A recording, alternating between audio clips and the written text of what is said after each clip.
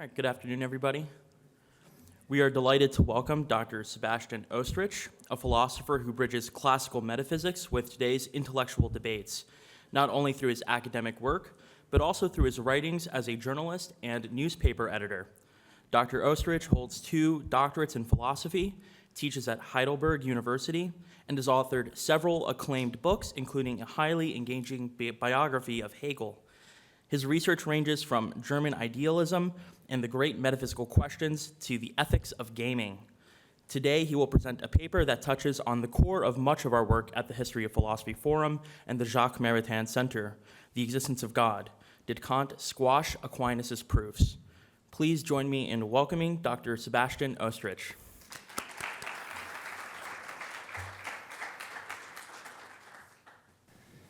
Hi, everyone. Thanks for inviting me. Thanks for the kind introduction. Thank you all for coming out. Can you all hear me all right? Is that fine? All right, great. I hope you're enjoying your Chick-fil-A while I have to work. So, I'm going to talk about Kant and Thomas Aquinas today, and we'll see. Hopefully, I can upset both camps. No, of course, that's not my goal, and I don't think I will. So I first encountered the topic of the proofs of the existence of God while I was in undergrad in Germany studying philosophy. However, this encounter did not take place in the form of an intensive reading of Anselm's so-called ontological proof of God's existence or of Thomas Aquinas' famous 5 ways. Instead, I came across the arguments for the existence of God in the course of studying Immanuel Kant's critique of pure reason. What struck me was my professor stating very matter-of-factly that Kant had proven once and for all that the attempt to demonstrate God's existence through philosophical arguments was futile. Anyone who still attempted such a thing today would inevitably fall back behind the insights of Kant's critical philosophy. Trusting this assessment, I long considered the proofs of God's existence to be a curiosity of the history of philosophy instead of a philosophical endeavor worthy of being taken seriously. I have since changed my view, mainly because I have studied the philosophy of St. Thomas Aquinas, but also because I have come across good reasons to doubt that the Kantian paradigm of transcendental philosophy, which means that Kant's transcendental idealism should not be considered the default position when doing philosophy. In my lecture today, I would like to present some of the considerations and arguments that have convinced me that Kant's objections against proving God's existence do not apply to Aquinas' arguments. In other words, the 5 ways of St. Thomas Aquinas are immune to Kant's objections. At least that is my claim today. So my talk is 4 parts. Firstly, I will discuss the criticism that Kant and Aquinas have leveled at the so-called ontological argument. Secondly, I will discuss Kant's criticism of the so-called cosmological argument and explain why it does not apply to Aquinas' 5 ways. Thirdly, in order for this defense to succeed, I will make some critical remarks on Kant's reaction to Hume's skepticism about the principle of causality. Fourthly and finally, I will defend Thomas Aquinas against Kant's criticism of the so-called teleological or physico-theological argument for God. So I start with my first point, Kant and Thomas Aquinas against the ontological argument for God's existence.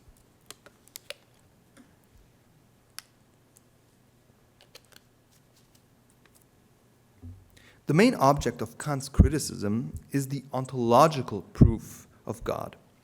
This argument seeks to prove God's existence a priori, that is, without making empirical assumptions about the world.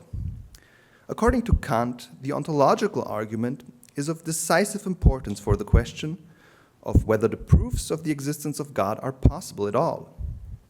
This is because Kant saw the ontological argument as the basis for all other proofs of the existence of God, including those that, like the 5 ways of Thomas Aquinas, are not a priori in nature, but originate from human experience.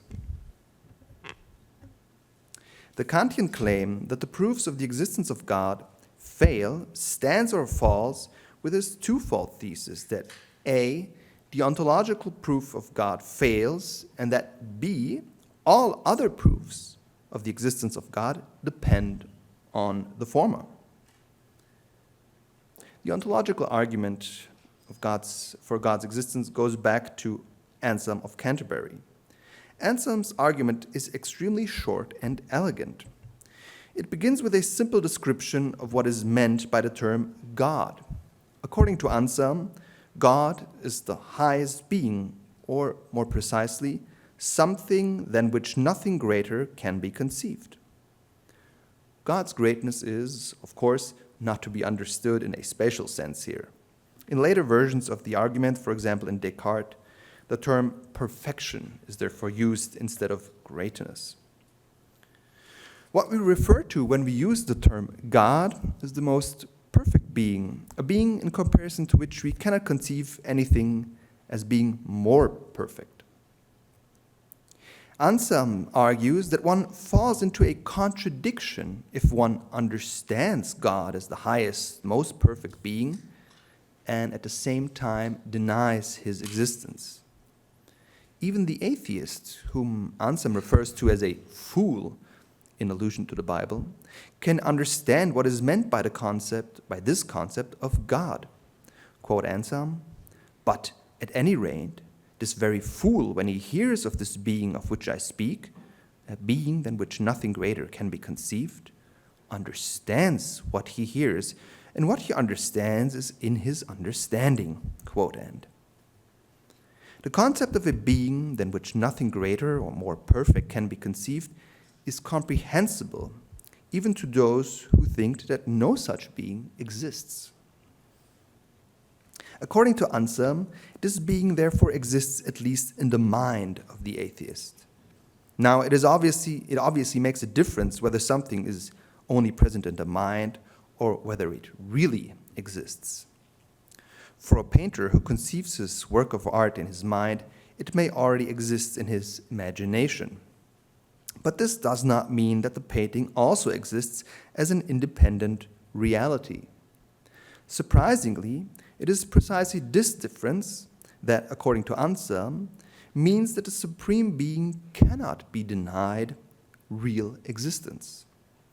For if we assumed that the supreme being existed only in the mind, this would lead to the contradiction that in this case one could still conceive of something greater, more perfect, namely that God also exists independently of the imagination and thus in reality.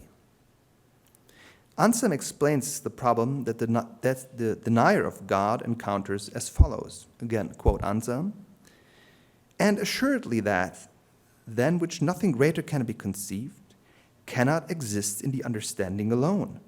For suppose it exists in the understanding alone, then it can be conceived to exist in reality, which is greater." Quote end.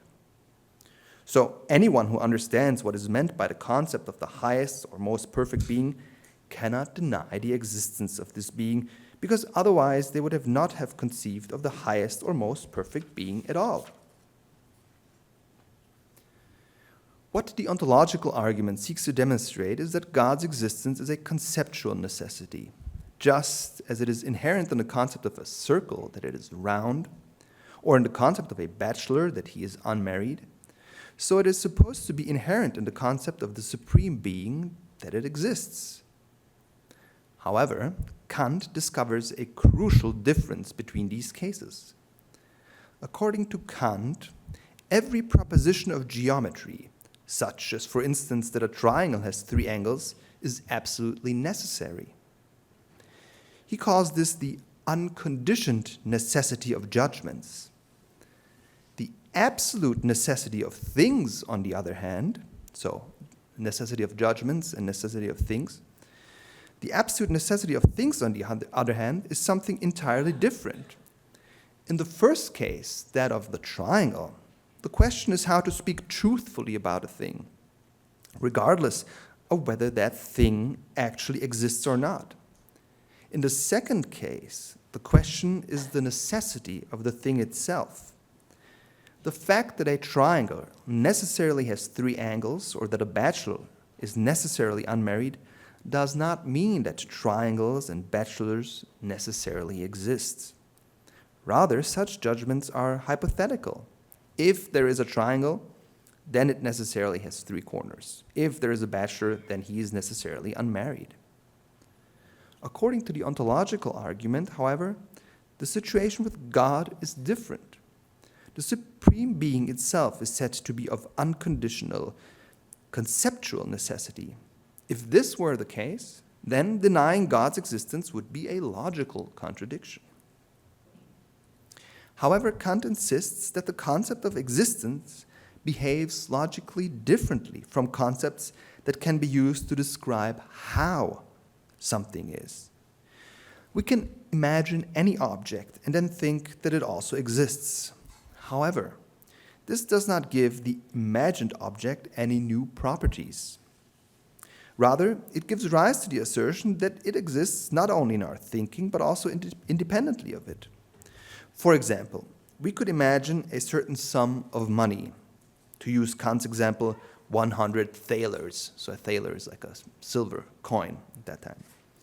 And then say that this purely imagined sum exists. However, this does not add any property to the concept of 100 thalers, as would be the case if we were talking about 100 silver thalers. In this case, silver would be added as a new conceptual determination, as a real predicate, as Kant says. Being or existence, on the other hand, is, as Kant says, evidently not a real predicate or a concept of something that can be added to the concept of a thing.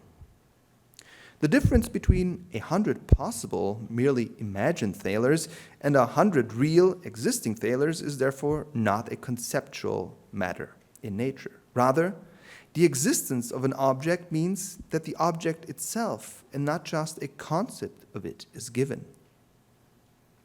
Kant argues that our thinking would even fail to grasp reality if existence were a real predicate.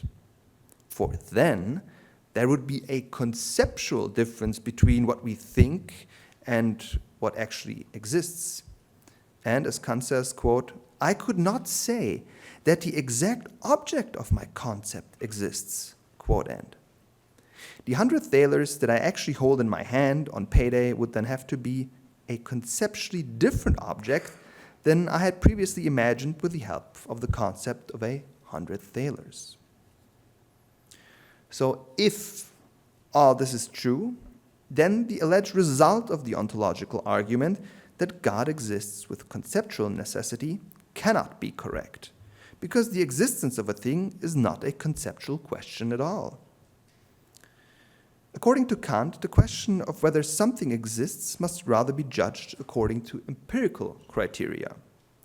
We know that an object really exists if it can be perceived directly, or at least indirectly, by the senses. As Kant puts it, there must be a, quote, connection with any of my perceptions according to empirical laws, quote end. The leaf of a tree, for example, can be recognized with the naked eye, or in my case with glasses, and thus confirmed in its existence. The existence of gravitational force or electrons, on the other hand, cannot be recognized in the same immediate way. However, the existence of such theoretical entities can be inferred indirectly, namely through their effects. In both cases, however, there is a connection with our experience. Things are different with regard to the objects of pure thought, according to Kant, insofar as there is absolutely no means of recognizing their existence. And this is a quote. Insofar as the ontological argument operates with a concept of God that cannot be confirmed by our sensory experience, this concept, according to Kant, has no sense and is entirely empty. What Kant did not know, Thomas Aquinas had already rejected the ontological proof with a very similar argument. In his Summa contra Gentiles, he begins his critique of Anselm's argument with the following distinction. Regardless of which concept, nomen, we are dealing with, a distinction must be made between the thing, res, to which the concept refers on the one hand, and the logical or semantic content of the concept, ratio nominis, on the other. In modern terms, this would be the difference between the extension and the intension of a term. So anyone who understands what is meant by the supreme being, the concept of a supreme being, grasps a conceptual content. However, it does not follow from this that the thing itself also exists outside of one's own understanding. In the words of St. Thomas Aquinas, quote, "Now, from the fact that that which is indicated by the name God is conceived by the mind, it does not follow that God exists save only in the intellect. Hence, that than which a greater cannot be thought will likewise not have to exist save only in the intellect. From this it does not follow that there exists in reality something than which a greater cannot be thought." Quote end. One can therefore understand what the term God means, namely, than that which nothing greater can be conceived, without having to assume that the thing thus conceived also exists in reality. Conceived existence and real existence are not the same thing. Anselm's assertion is that he who denies God's existence contradicts himself when he says that God does not exist. Aquinas counters, even if the concept of existence is logically connected to the concept of a being than which nothing greater can be conceived, this does not imply God's actual existence. The logical connection between the two concepts of existence and something beyond which nothing greater can be conceived does not allow us to conclude that there is a real thing that corresponds to the latter concept. According to Aquinas, Anselm's argument does not prove the existence of God, but only demonstrates a hypothetical relationship. If there is something than which nothing greater can be conceived, then this something also falls under the concept of existence. Whether such a thing exists, however, is an open question that one can answer in the negative without falling into contradiction. Otherwise, one would have to presuppose what one wants to prove, namely that God actually exists. So, long before the alleged all-crusher, that's a name given to Kant by Mendelssohn, from Königsberg was born, a God-fearing mendicant had already carried out the demolition work on the conceptual edifice of the ontological proof of God. This is a strong indicator that even if we accept Kant's arguments against the ontological proof, this does not automatically undermine Aquinas' argument for the existence of God, the other arguments that Aquinas gives. After all, Aquinas explicitly rejects Anselm's argument, but considers other rational ways of proving God's existence to be viable. I will come back to Kant's claim that all other proofs of God's existence depend on the validity of the ontological argument at a later point in my talk. Now I want to turn to the second part, which deals with Kant's critique of the cosmological proof of God's existence.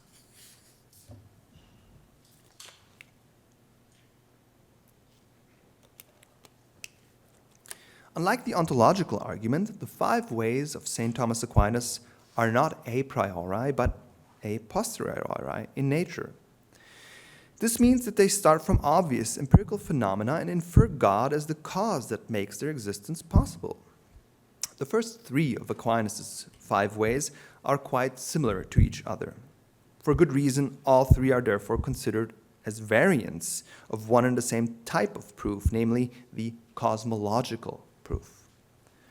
The first three ways can be called cosmological insofar as they start from empirical phenomena such as change, the natural order of cause and effect, and the transience of things, and then deduce the existence of a first cause of the universe, the cosmos, which explains why these phenomena exist.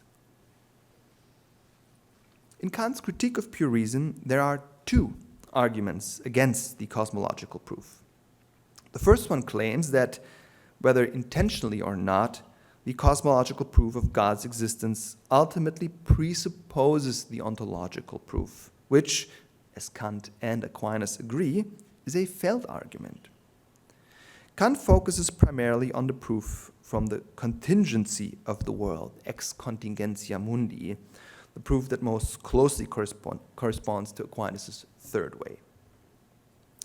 Kant summarizes the cosmological proof, which he models after Leibniz and not after Aquinas, as follows. So this is Kant. If there exists anything, there must exist an absolutely necessary being also. Now, I at least exist, therefore there exists an absolutely necessary being. Quote end. The principle of causality is implicit in the first premise. This principle demands a cause for the existence of every merely contingent thing. Kant does not attack this principle directly, but rather the concept of a necessary being. A being that exists out of necessity, Kant even speaks of absolute necessity, must be something that cannot be conceived of as anything other than existing. A necessary being would therefore have to be one that we could only conceive of as not existing at the cost of a logical contradiction. In Kant's own words, it would have to be an existence of mere concept. But this is precisely the basic idea of the ontological proof. From the mere concept of a supreme and absolutely perfect being, it is to be concluded that such a being exists. According to Kant, this shows that the cosmological proof secretly presupposes the ontological proof, which he claims to have dismantled. Therefore, Kant believes the cosmological proof is doomed as well. How can Aquinas counter this objection? After all, it is true that the first three ways, and most explicitly the third, end with a being whose existence is necessary. However, there is no compelling reason to understand this necessity as a conceptual or logical necessity as it occurs in the ontological proof of God. For the necessity of God's existence, which Aquinas arrives at in the first three ways, is not the result of a definition or a conceptual analysis. Thomas does not derive from the concept of God that God exists, as one can infer from the concept of a bachelor that he must be an unmarried man. Rather, Aquinas deduces the necessity of God from empirical, sensible phenomena.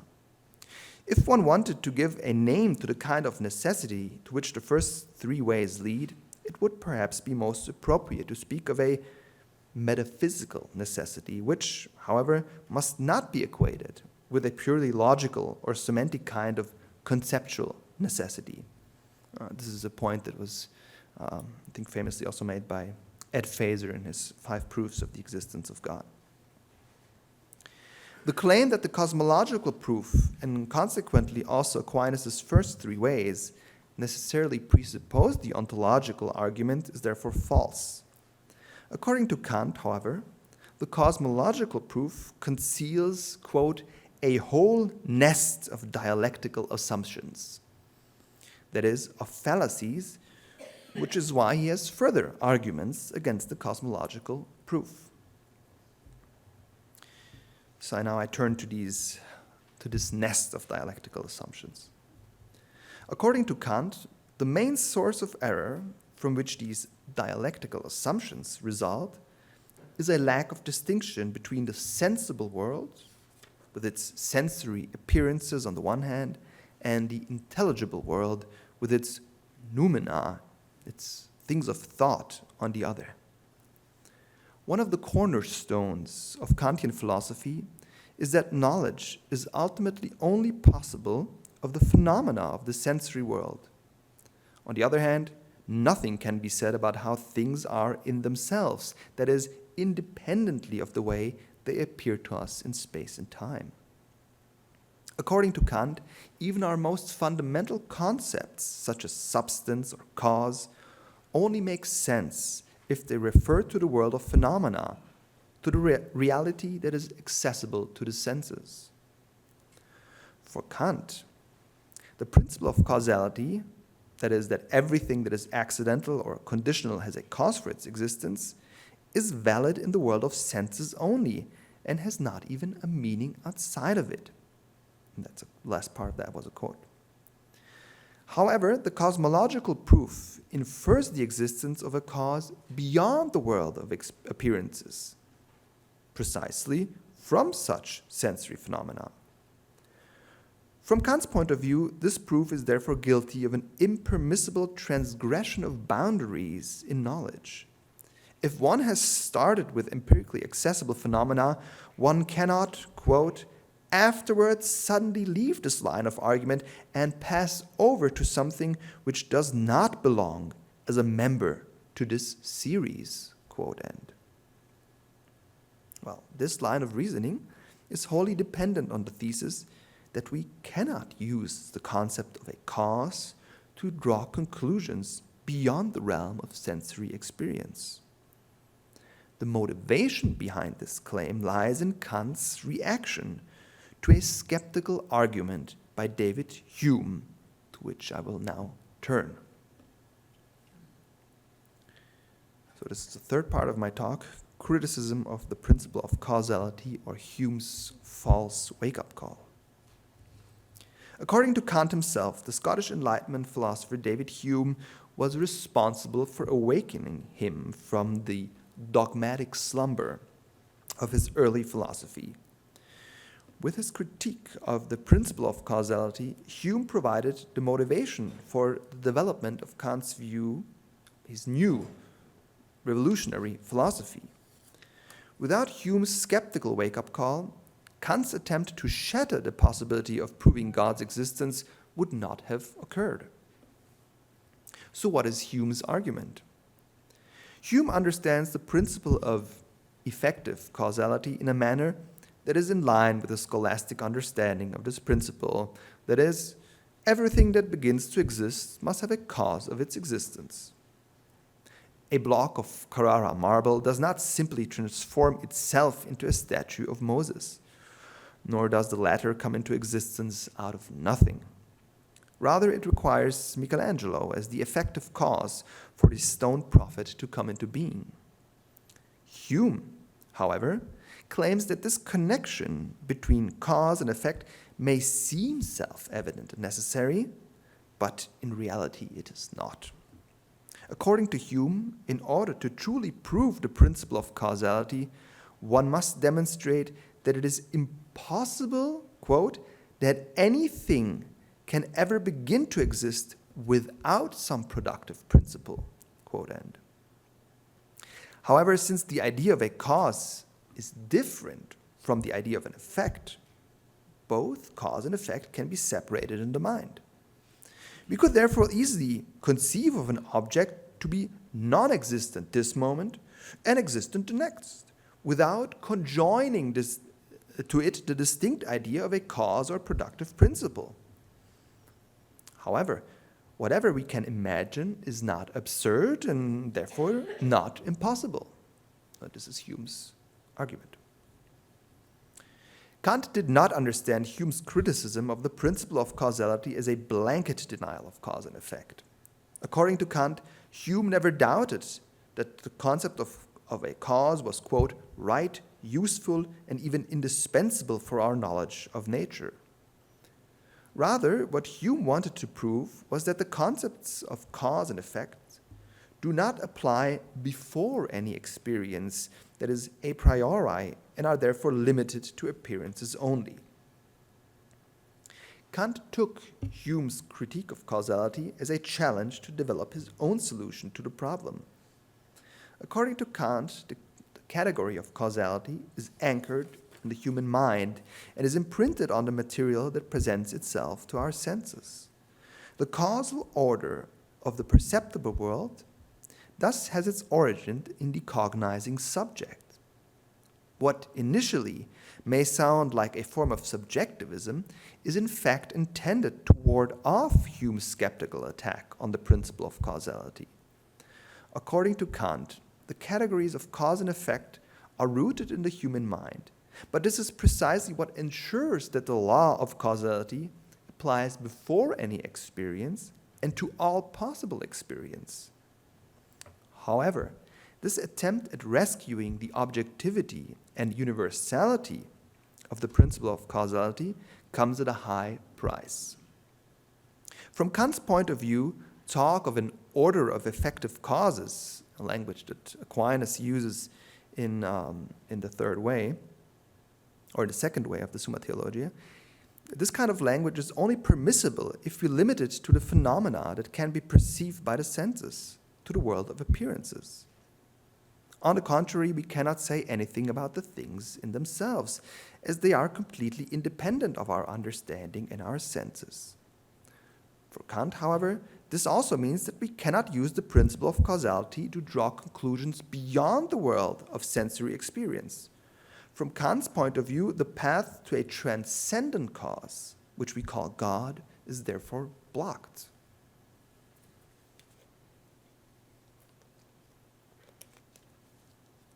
But what if? What if Hume's criticism of the principle of causality is not correct?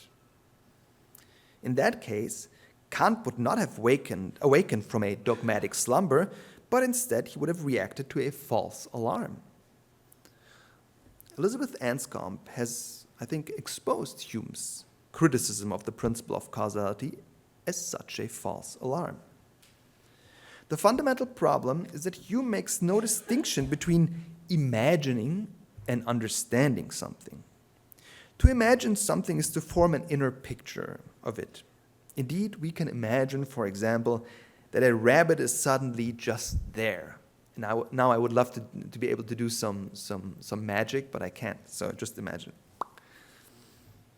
We can imagine a rabbit just suddenly being there. However, the existence of such a mental image says nothing about the absurdity and thus about the possibility or impossibility of the thing imagined.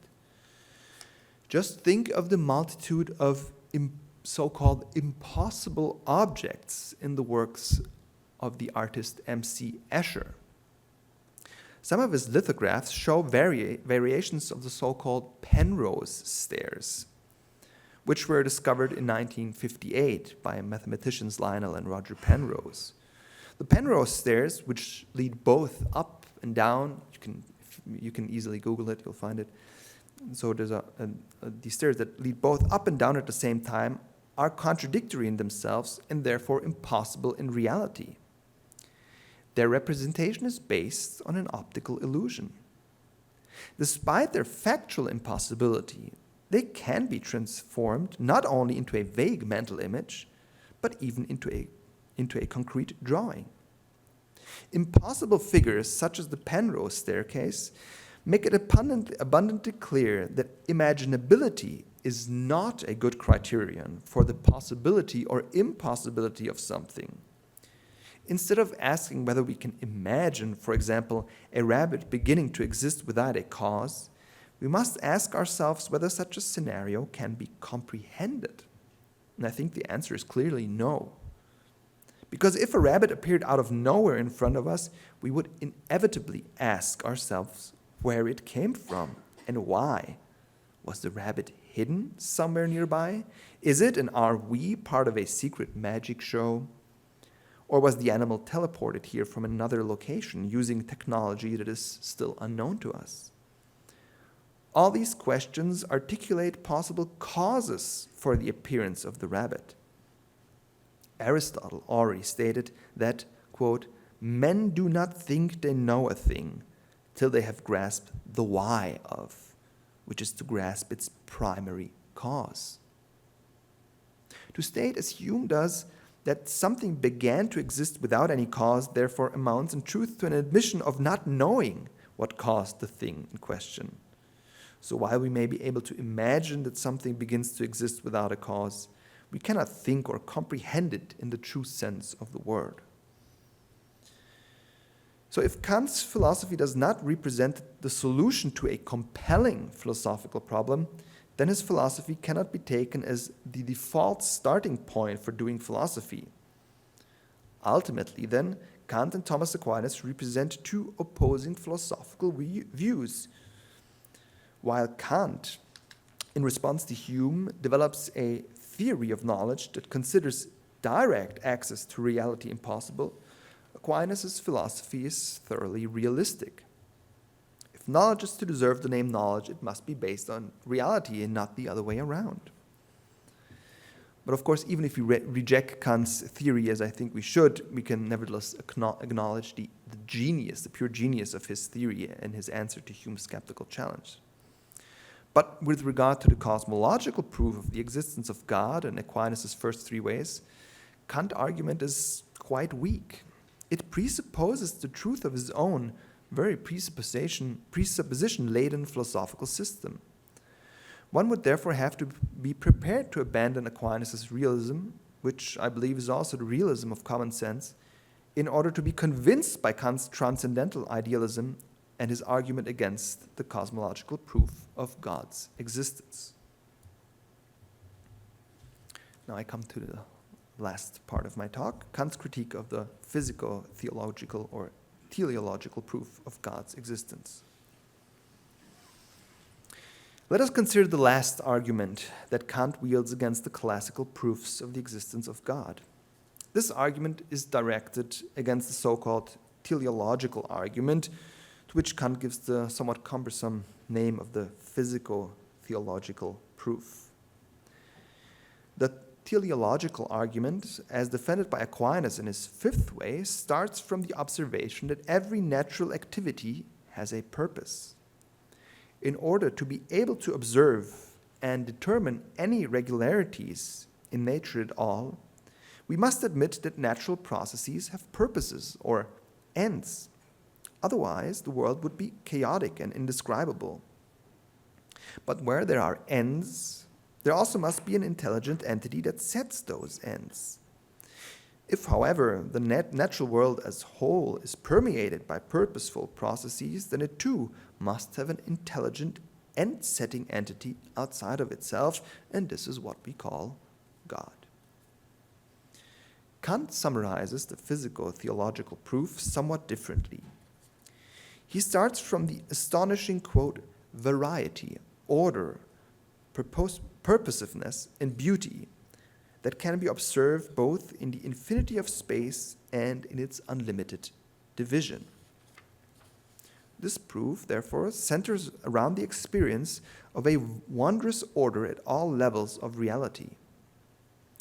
This experience not only motivates us to explore ever new and deeper dimensions of purposiveness in the universe, but also allows us to develop the conviction that there must be a supreme or divine being, a divine cause for a world that is so purposefully ordered and so harmonious.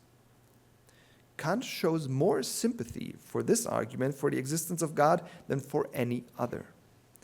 This proof, he emphasizes, quote, will always deserve to be treated with respect, insofar as it is the oldest, the clearest, and most in conformity with human reason, quote end. This high praise is based on the fact that Kant attributes a knowledge-promoting power to this teleological proof of God. Instead of deterring us from scientific exploration of the world, it, quote, gives life to the study of nature, deriving its own existence from it, and thus constantly acquiring new vigor, quote end. Kant thus sees a kind of mutual reinforcement at work here. The more we recognize the purposeful order of the world, the greater our belief in a supreme author of this order becomes. And the greater our belief in a God who has established the world in a well-ordered manner, the more we are inclined to search for regularities and laws, even in the seemingly chaotic and disordered. In the end, according to Kant, this not only increases our knowledge of the world, but also increases our faith in God, which ultimately becomes, and this is a quote by Kant, an irresistible conviction. Despite this praise, Kant is convinced that the teleological proof fails. If one knows how to interpret it correctly, it can represent an approach to God that is both uplifting and useful for the exploration of the world, but nothing more, so not a real proof then. In other words, the experience that the world is ordered purposefully allows us to assume that a divine creator of this purposive order exists. But this assumption should not be misunderstood as a proof, according to Kant. Instead, we must aim to, quote, tone down the dogmatical language of the overweening sophist, so that would be me in this case, to the moderate and modest statements of a faith which does not require unconditioned submission, yet is sufficient to give rest and comfort. Quote Kant. The version of the teleological proof of God existence that Kant grapples with is different from Aquinas' fifth way. It is based not so much on the fact that natural objects behave purposefully, but above all on the fact that despite their diversity, they agree with each other in a harmonious way. This purposeful arrangement cannot arise from nature itself, Kant argues, since it requires a rational disposing principle according to certain fundamental ideas. Therefore, there must exist a being that is more than a blind and all-powerful nature, that is a being that possesses intelligence, intention, and will, and that has brought about the purposeful harmony of the world in a planning and intentional manner. According to Kant, such a creator is the most plausible explanation for the harmony within nature, analogous to how we infer the existence of a human craftsman from human artifacts. At the same time, this analogy with human craftsmanship is the greatest problem, according to Kant, because the human craftsman is not a creator who creates his material out of nothing. Instead, as Kant puts it, he forces nature not to follow its own aims, but to adapt itself to ours. Insofar as the teleological argument is based on the analogy to a human craftsman, only a conclusion about a powerful architect of the world who has shaped the material of the world for a purpose is permissible, according to Kant. A perfect, omnipotent God who created the world out of nothing cannot be deduced from this. Therefore, Kant argues the teleological proof cannot stand on its own 2 feet. Rather, it must seek help from the cosmological proof, which concludes from the fact that the world does not necessarily exist, that God is a necessary being and the first cause. But as we already know, Kant believes that the cosmological proof, whether intentionally or not, presupposes the ontological proof of God. Thus, Kant says, quote, "We have seen that the physico-theological proof rests on the cosmological, and the cosmological on the ontological proof of the existence of one original being as the supreme being." Quote end. The failure of the ontological proof thus leads to the failure of the entire project of proving the existence of God. However, there are enormous differences between Aquinas' fifth way and the physico-theological argument that Kant deals with. For one thing, Aquinas makes neither explicit nor implicit reference to the ontological argument. Furthermore, the fifth way does not deal with the idea of harmony, which is central to the physico-theological argument. Although the Summa Contra Gentiles focuses on the surprising harmony between different natural purposes or ends, this is not the case in the fifth way of the Summa Theologiae. Here, Aquinas is concerned with the fact that there is such a thing as purposiveness in nature at all. This teleological order was not created once, according to Thomas, at the beginning of time, but it must be maintained continually. Therefore, the creator of the purposive order of the world, for whose existence Aquinas argues in the fifth way, is not a world architect who withdraws from his work after it's done. Instead, the creator is the ultimate and transcendent final cause that gives the material universe its purposive structure continually. There is also another reason why the intelligent final cause to which the fifth way leads must be more than just a powerful world architect. If this creator were not the perfect self-subsisting God, we would have to ask in turn why he exists. A powerful but ultimately limited world architect would either have to be the result of a purposeful natural process or processes, or the product of an intentional action, as is the case with works of art of all kinds. In both cases, one would again have to presuppose the existence of a purposeful order. The world architect would thus be embedded in a higher level of purposive order, the existence of which would require just as much explanation. However, an infinite regress is unthinkable when it comes to a hierarchical series of causes and effects. In short, if a world architect existed, he himself would need a final cause that explains his existence. Thus, the conclusion is warranted that there is an ultimate intelligent final cause that self-subsists as pure actuality, or actus purus. In any case, Kant's critique of the physico-theological proof misses the Thomistic teleological argument for God's existence, just as Kant's critique of the cosmological proof misses the first three of Aquinas' 5 ways. Now I come to my concluding remarks. The aim of my lecture was, in a sense, only negative today. It consisted in fending off Kant's attacks on Aquinas' 5 ways, and thus combating the commonplace notion that after Kant, there can be no more proofs of the existence of God. What I was unable to do today, due to time constraints obviously, was to present a detailed argument for the plausibility, validity, and conclusiveness of the proofs of St. Thomas Aquinas. Also, I was not able to address the numerous objections raised by other non-Kantian thinkers against the 5 ways. I hope to have done much more to answer these open questions in my new book, which has just come out, but which is, I'm afraid, only available in German so far. But thank you very much for your attention, and now look forward to your questions. Thanks.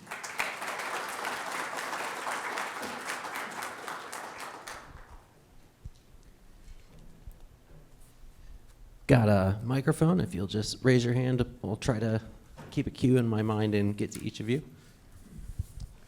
Thank you, Professor.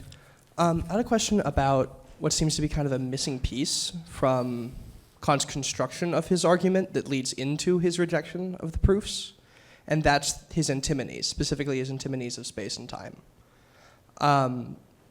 It seems that the way he gets from his fear about Hume to his idealism is this positive rejection that space and time are properties of things in themselves.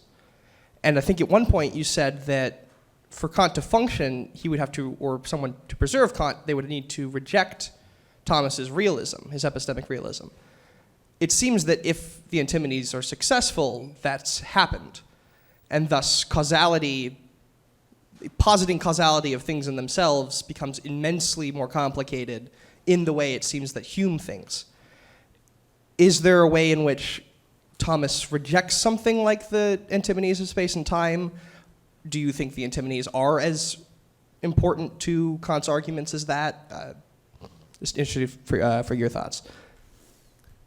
Oh wow, that's a tough question. So, I'm not sure if the antinomies are so. I don't think that they are. I think they're more of a product of Kant's whole setup, than they are really a cause for it. But yeah, I really can't give you a satisfying answer to that. I would have to think more about it. Yeah, I'm sorry, but it's a really good question.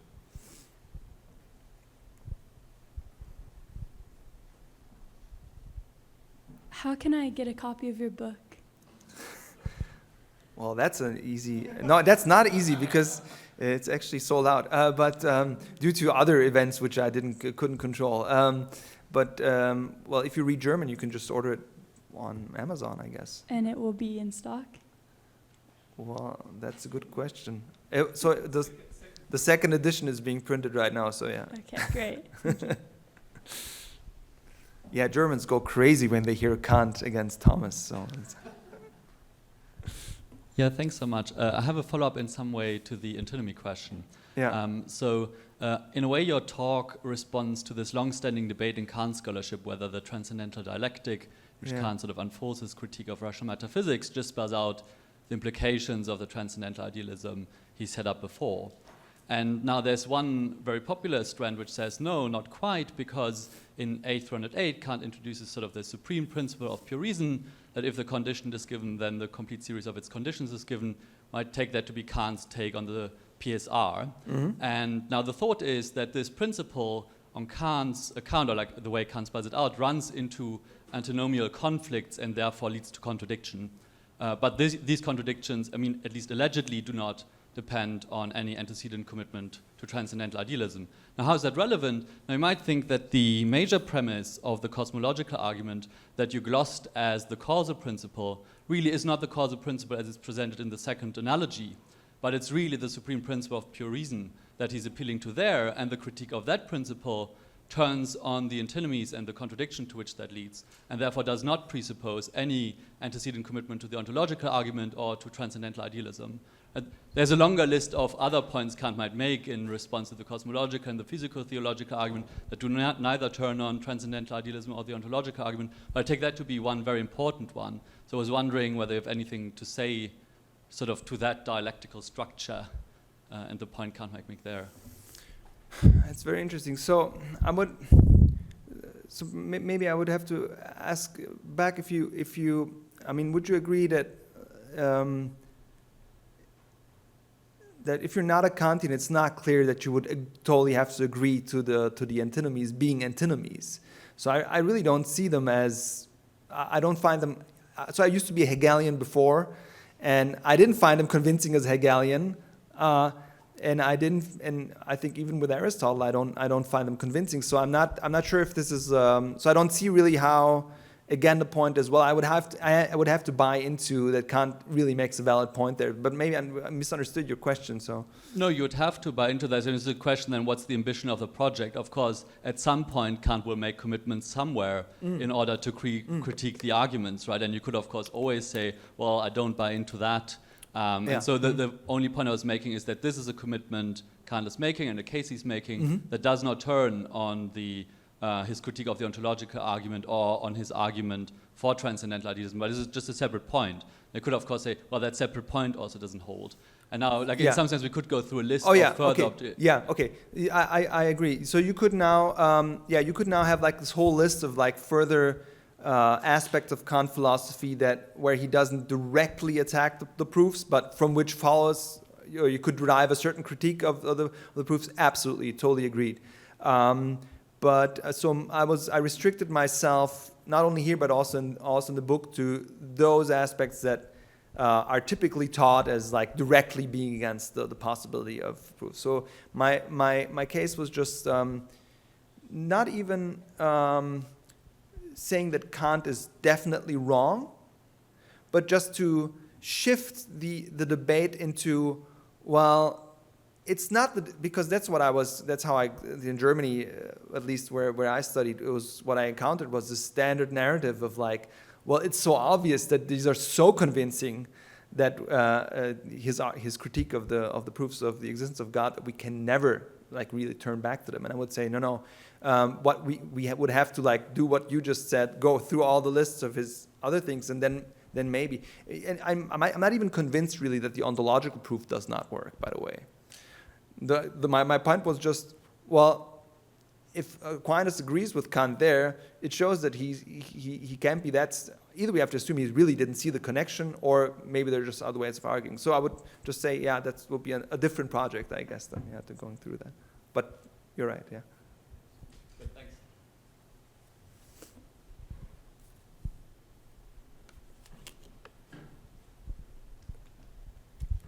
In the teleological proof, you say that Aquinas is opposed to the concept of an infinite regression of creators. Does he give a reason for this? Well, the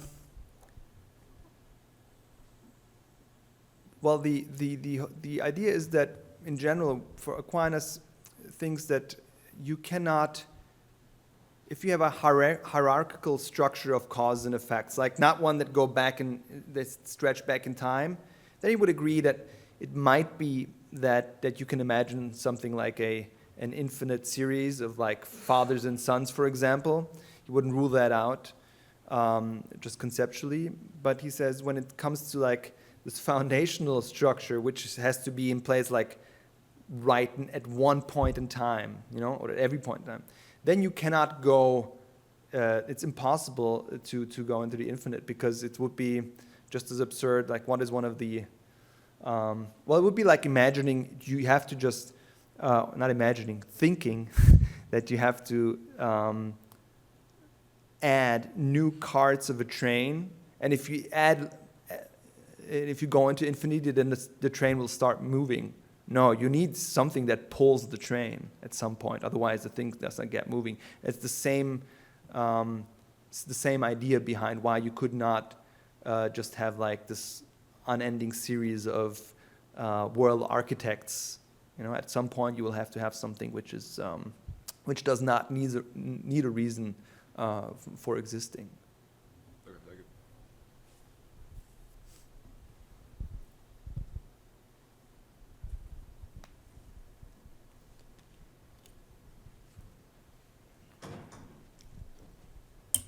thank you. Thank you.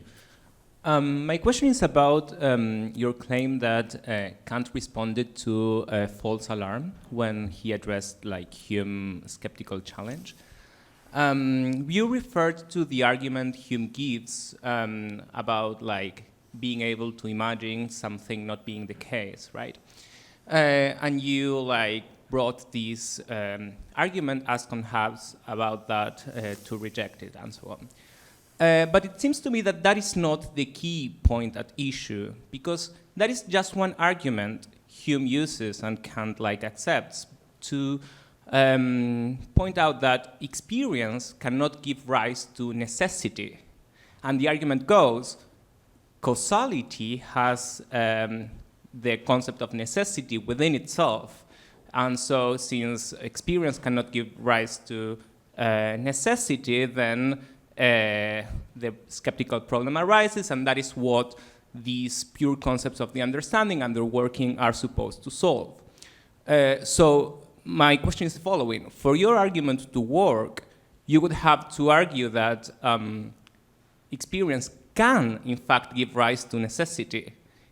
Just if that is the case, Kant would be responding to a false alarm.